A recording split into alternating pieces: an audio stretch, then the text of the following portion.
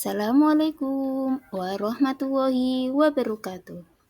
Ketemu lagi dengan saya, Sulastri dari SMP 1 Mejobo, CGP Angkatan 8, Kabupaten Kudus. Kali ini saya akan memaparkan demonstrasi kontekstual pada modul 3.2, di mana kali ini saya menganalisis video tentang pemimpin dalam pengelolaan sumber daya.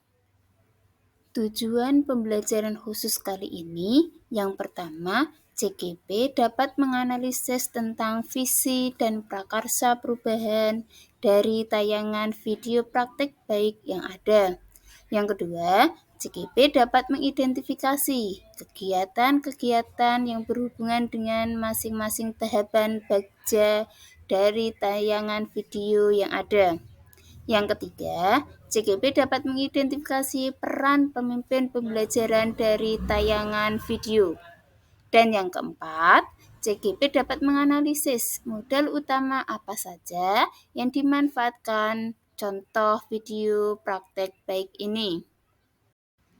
Untuk pertanyaan yang pertama, kira-kira apakah visi dari sekolah tempat guru dalam video tersebut mengabdi?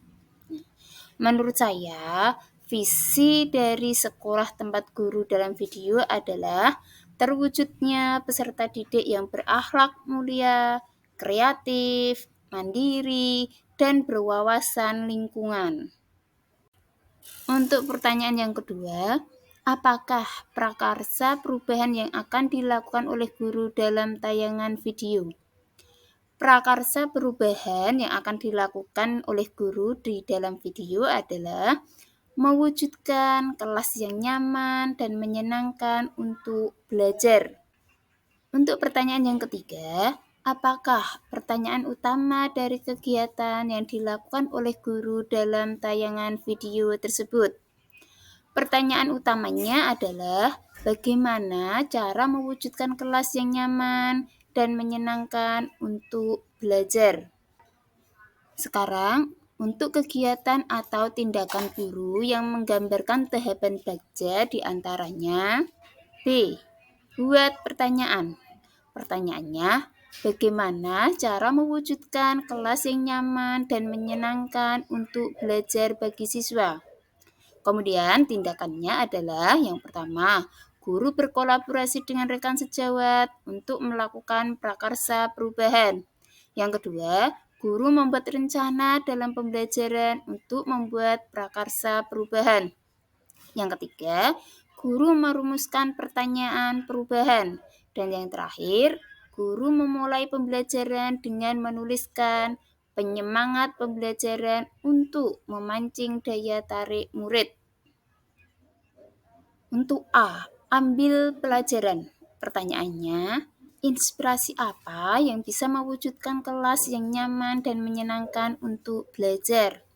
Tindakannya, guru mengajukan pertanyaan untuk menggali informasi dari pendapat dan pengalaman murid.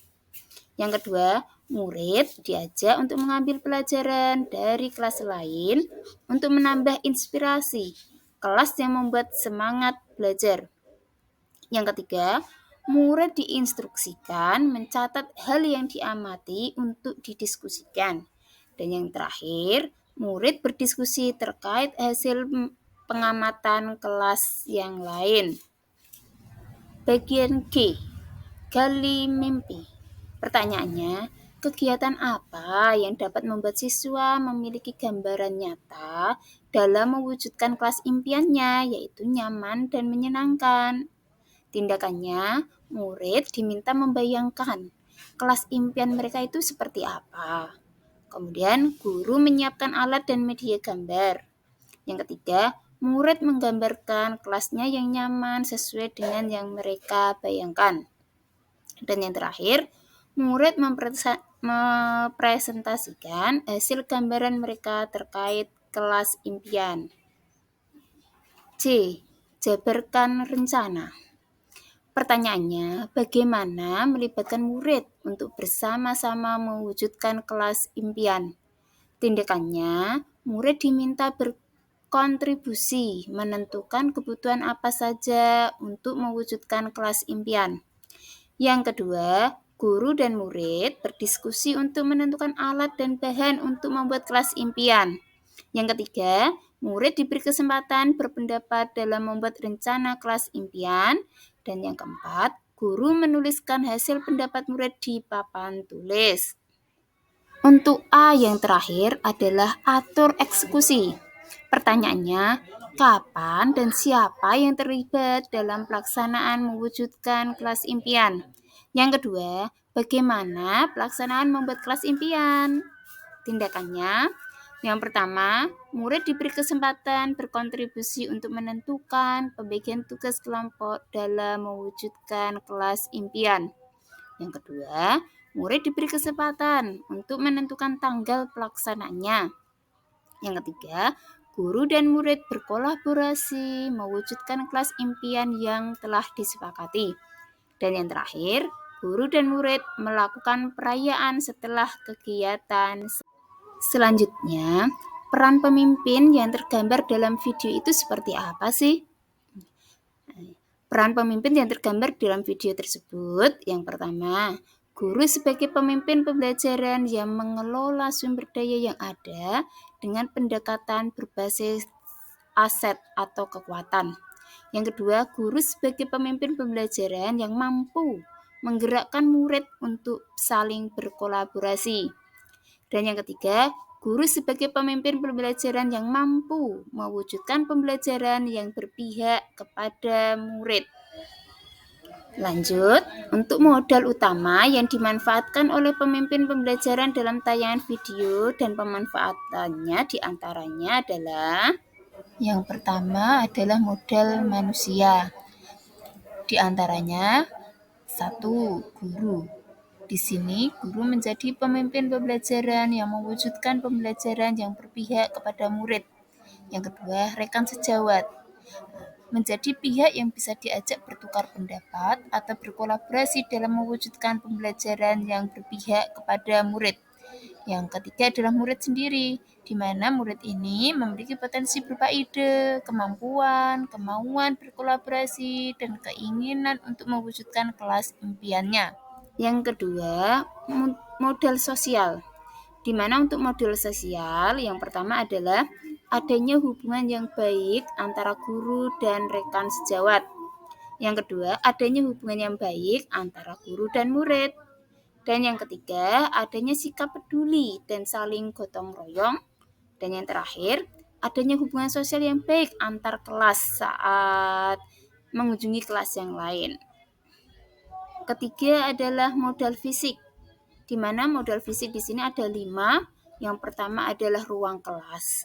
Ruang kelas yang cukup luas untuk menunjang ruang gerak murid dalam belajar.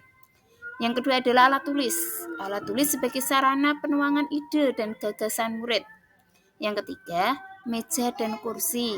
Meja dan kursi dapat diatur sesuai keinginan untuk membuat suasana belajar menjadi nyaman. Yang keempat, rak buku. Rak dan buku di kelas bisa menunjang proses pembelajaran. Yang kelima, hiasan dinding.